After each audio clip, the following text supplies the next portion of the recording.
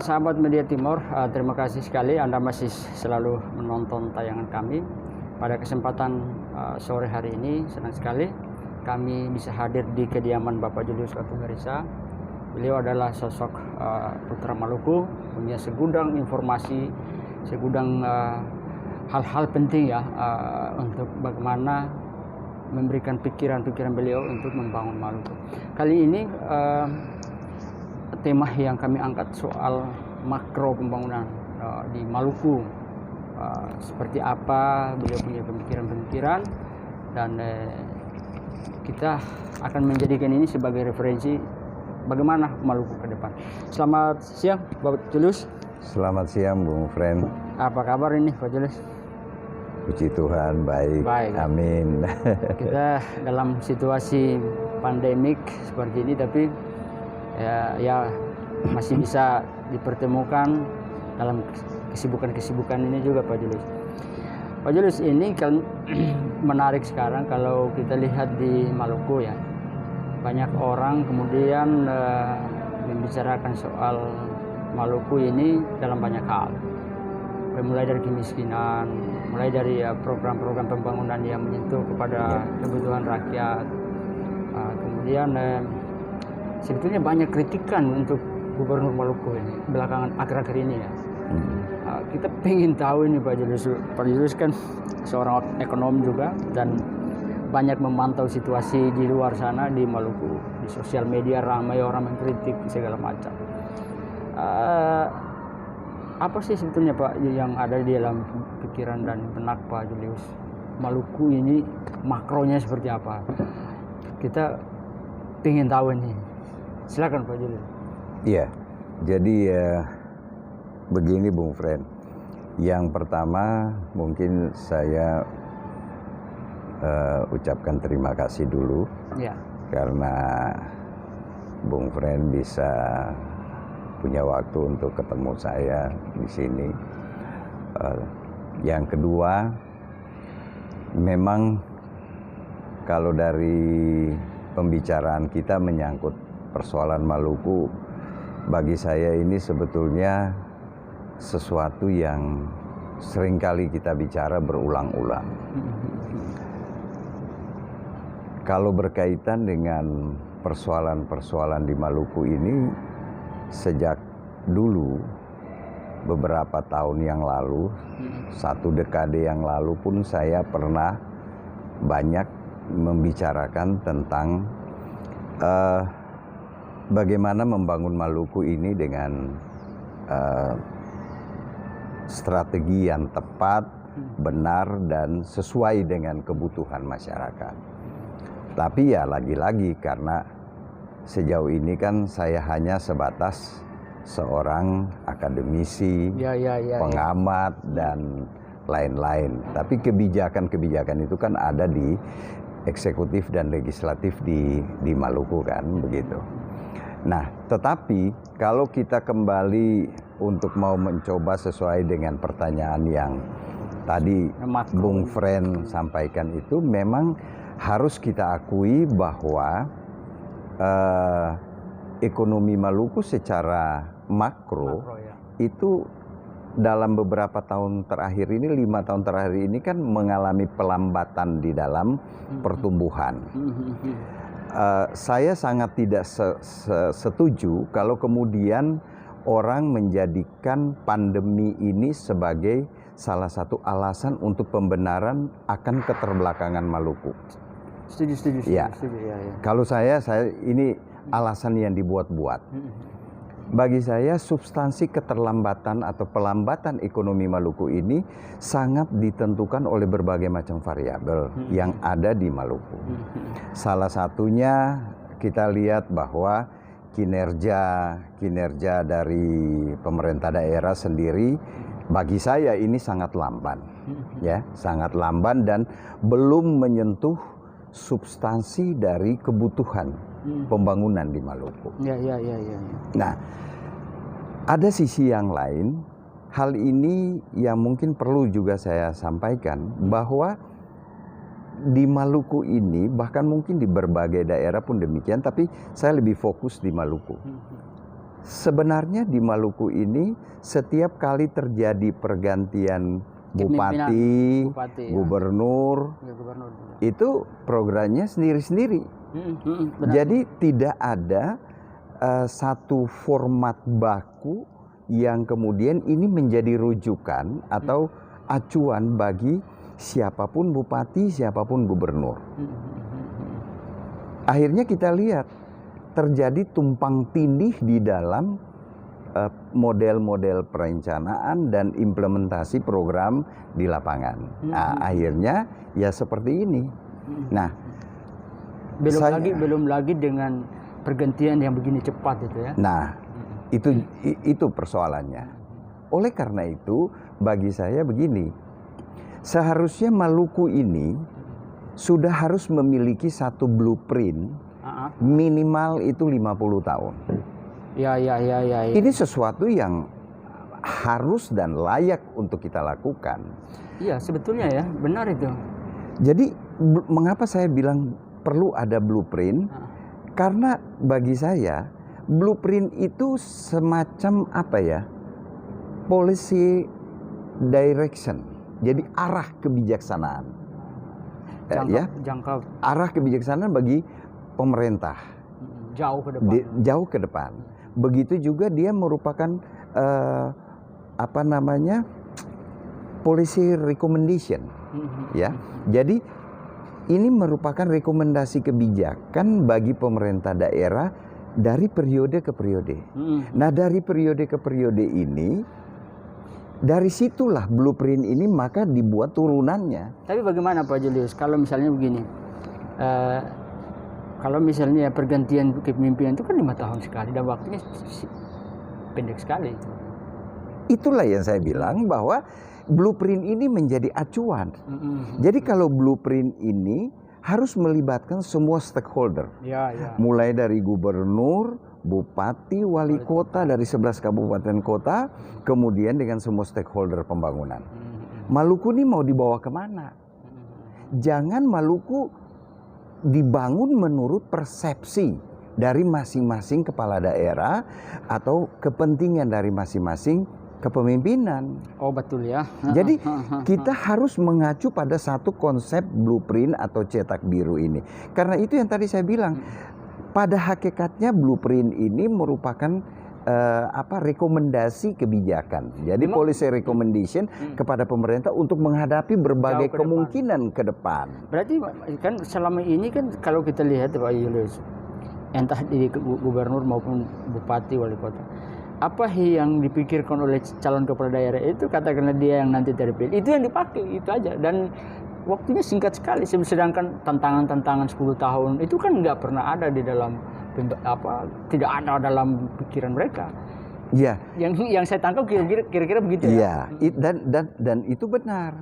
Karena rata-rata maaf saja saya harus katakan itu. Biar publik Maluku pun mengerti bahwa kepala-kepala daerah yang fight dalam setiap kontestasi politik di Maluku, saya sangat yakin mereka tidak memiliki visi yang datang dari nurani. Mereka tidak memiliki visi itu. Faktanya di mana? Faktanya mereka naik dan mereka duduk, mereka blank sama sekali. Iya, mereka blank. Dan mereka sangat mengharapkan kepada konsultan atau mereka juga mengharapkan kepada pembisik-pembisik atau OPD-OPD. Dan ini yang terjadi. Ini yang terjadi. Ini fakta. Tidak bisa kita sangkali itu, bisa kita buktikan itu. Oleh karena itu kita lihat visi-visi mereka itu. Visi-visi mereka itu bagi saya ya cuma ya asal sekedar visi. Tapi bagaimana mereka memahami visi itu yang keluar dari hati mereka, itu bagi saya belum ada.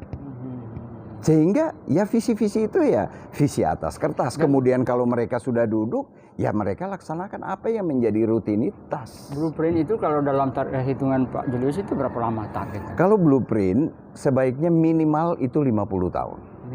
Minimal 50 tahun. Jadi kita sudah menentukan arah, kesepakatan. Polisinya dibuat dari sekarang. Ya, kita sudah menentukan arah bahwa untuk Maluku ke depan itu harusnya seperti ini. Nah, nanti setiap bupati atau wali pergantian itu dia mengacu dari situ. Jadi programnya nanti diarahkan. Dia boleh punya visi-visi tertentu silakan, tapi tetap dia mengacu di sini. Dia punya blueprintnya. Ya, kita lihat contoh. Kita lihat contoh misalnya Amerika Serikat. Amerika Serikat itu punya blueprint 1 abad loh. Oh iya. Siapapun presiden dari Tidak partai boleh keluar mana dari itu. tidak akan keluar dari situ. Mereka nanti punya kebijakan-kebijakan sendiri. Misalnya Biden, Trump, dan itu mereka kan beda partai politik. Tapi tetap tidak bisa keluar dari itu. Jadi mereka punya kebijakan-kebijakan itu boleh-boleh saja. Tapi tidak akan keluar dari situ. Karena itu visi besar Amerika. Jauh ke depan. Sebagai bahwa mereka harus menguasai dunia itu seperti apa. Ini Maluku bisa juga harus bisa. Bisa tidak kalau ini? Sangat bisa. Pimpinan yang latah saja yang tidak bisa melakukan itu. Ya, tapi kalau pemimpin yang betul-betul dia mau membangun Maluku dengan ini hati rekomendasi jangka panjang dan ini. dia bisa melakukan itu, kan gampang blueprint itu kita buat. Rekomendasi kenapa jangka dianggap panjang susah? untuk anak cucu ke depan. Kalau cuma blueprint kita sudah anggap susah, lalu bagaimana membangun Maluku ke depan? Ya, memang itu menjadi pertanyaan. Memang belakangan ini ya kita di media juga coba memantau saja, ternyata aksi-aksi penolakan dan protes-protes terhadap gubernur juga belakangan ini cukup kencang gitu. Ini kan bisa juga kayak tadi Pak Julius bilang bahwa starting dari awalnya itu kan tidak ada ini. Jadi istilahnya Pak Julius, siapapun dia yang jadi ya dia mau bangun apa di Maluku ya terserah dia gitu. Terserah, tapi kebijakannya boleh berbeda, tapi mengacu kepada blueprint ini. Sasaran Maluku ke depan tuh seperti apa? Jadi kita semua harus sepakat bahwa Maluku ke depan tuh harus A, gitu loh. Harus A. Nah, untuk mencapai ke A ini, titik A ini, siapapun bupati dan gubernurnya dia harus mengarah ke sana. Indikatornya jelas ya. Iya, artinya nanti dia bikin kebijakan dengan target-target capaian, tapi semuanya mengarah ke sini. Jadi istilah orang Ambon bilang bukan racikua sendiri-sendiri gitu loh. Kan secara nasional ada yang disebut dengan Undang-Undang Perencanaan Nasional, kan jelas. Undang-Undang Perencanaan itu jelas bahwa ada sinkronisasi antara RPJPN, jadi Rencana Pembangunan Jangka Panjang Nasional, dengan RPJPD. Nah, kemudian itu yang 20 tahun. Nah, kemudian ada RPJM, ada RPJMD. Rencana Pembangunan Jangka Menengah Daerah. Lalu kita masuknya di mana itu? Kenapa? Kalau blueprint ini masuknya di mana? Blueprint sendiri. Oh, dia beda dia. Blueprint sendiri. Jadi blueprint ini dia katakanlah itu master plan-nya. Baru di breakdown dalam rencana-rencana pembangunan jangka panjang, jangka menengah, kemudian di bawah RPJMD itu namanya RKPD. Berarti begini Pak Julius. Katakanlah dalam blueprint kita itu ada kebijakan nasional yang misalnya ini tidak sesuai dengan kebutuhan Maluku, bisa ditolak gitu ya. Kenapa? Misalnya ya di blueprint kita Maluku, tiba-tiba saja dalam perjalanan ada kebijakan pemerintah yang baru yang sesungguhnya tidak sesuai dengan blueprint kita, bisa kita tolak gitu ya. Jadi gini. Kembali kepada yang tadi, substansi daripada blueprint itu kan dia memberikan satu kondisi ideal. Bahwa Maluku harus seperti ini. Iya toh? Misalnya SBT harus dibangun seperti apa? SBB dibangun seperti apa? Maluku Barat Daya seperti apa? Kemudian Aru, masing-masing kabupaten itu kita buat. Jadi secara keseluruhan kita sudah punya bayangan bahwa Maluku tuh seperti ini. Tapi Pak Julius, iya kan? Nah nanti kemudian pada saat kalau dalam perjalanan ada perubahan-perubahan kebijakan secara nasional dan lain-lain, itu kita buat adjustment di situ. Itu kita bisa buat adjustment di situ. Ada ruang. Tentu ada ruang. Mengapa? Karena itu yang tadi saya bilang bahwa blueprint ini adalah dia menganut dua hal. Pertama, dia sebagai rekomendasi kebijakan atau polisi. recommendation kepada pemerintah daerah. Yang kedua, sebagai blueprint, dalam posisi blueprint ini dia juga sebagai arah, memberikan arah kebijakan. Jadi policy direction kepada pemerintah daerah.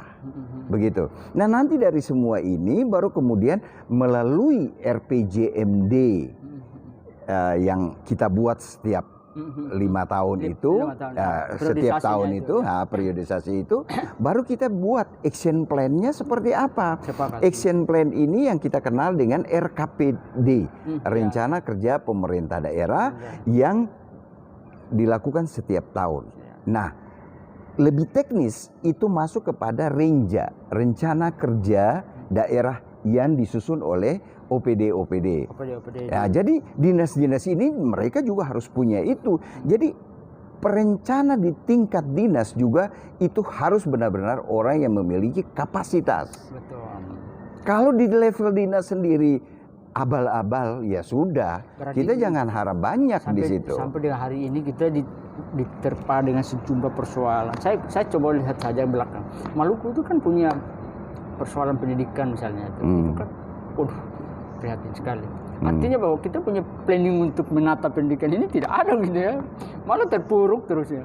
Papua, Maluku, NTT juga masuk. Nah, itu kembali kepada yang tadi saya sampaikan. Jadi di dalam kita menyusun blueprint itu sebuah sektor itu sudah kita siapkan. Jadi secara makro masing-masing kabupaten. Secara sektoral itu juga kita bisa lihat pendidikan Maluku besok tuh 50 tahun ke depan, nah, yang akan kita capai apa? Kesehatan yang akan kita capai apa? Di situ indikatornya itu. Iya. Jadi walaupun meskipun ganti kepala daerah, tidak ada masalah. Capaian terukur gitu lah. Jadi masing-masing kepala daerah dalam setiap periode ketika terjadi pergantian, dia harus mengacu ke sini. Sehingga di dalam menyusun RPJM dan RKPD dan lain-lain itu dia mengacu ke sini. Selain dia juga harus ada orang bilang terjadi sinkronisasi dengan perencanaan pemerintah pusat. Nah, disitulah kita butuh adjustment dari masing-masing sesuai dengan kebutuhan daerah. Itu yang harus kita lakukan. Tapi kalau sekarang ini kan jangankan mereka berpikir tentang mereka berpikir tentang yang namanya blueprint. Visi-visi saja tidak jelas. Visi-visi ini kan visi-visi ya. Bagi saya ya itulah seperti yang kita lihat ini. Bukan saya merendahkan atau mengecilkan, tapi ya kita bisa mengukur lah kadarnya seperti apa gitu loh. Oke Pak Julius, saya kira dalam konteks ini soal tadi disinggung soal perencanaan blueprint yang sudah disebutkan. Coba Pak Julius untuk pertemuan kita satu ini closing statement untuk problem ekonomi kita di Maluku. Coba silakan.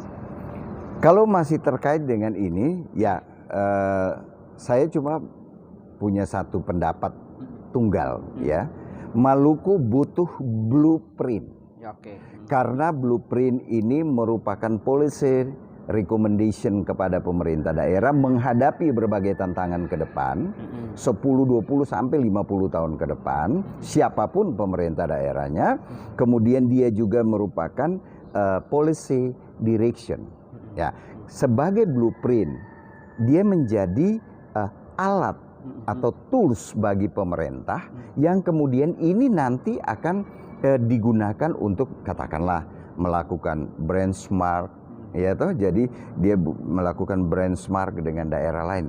Oh, daerah situ gini, kenapa kita begini? Ya toh. Nah, ini yang harus kita lakukan gitu loh. Jadi kata kunci dari saya untuk Maluku ke depan lebih baik. Pertama, harus memiliki blueprint 50 tahun. Nah, itu harus melibatkan seluruh stakeholder pembangunan. Jadi itu menjadi kesepakatan bersama yang kemudian nanti diterjemahkan. Tapi Pak Julius, mungkin tidak inisiatif untuk blueprint ini terjadi misalnya? Sebetulnya itu kan political will saja dari pemerintah. Iya toh? Iya. Kalau pemerintah daerah bisa. Blueprint tidak susah kok. Oke. Nah, ini tergantung kepada kapasitas kepala dan daerah? kualitas dari Kepala daerah. kepala daerah juga ya. Oke. Oke. Oke, terima kasih.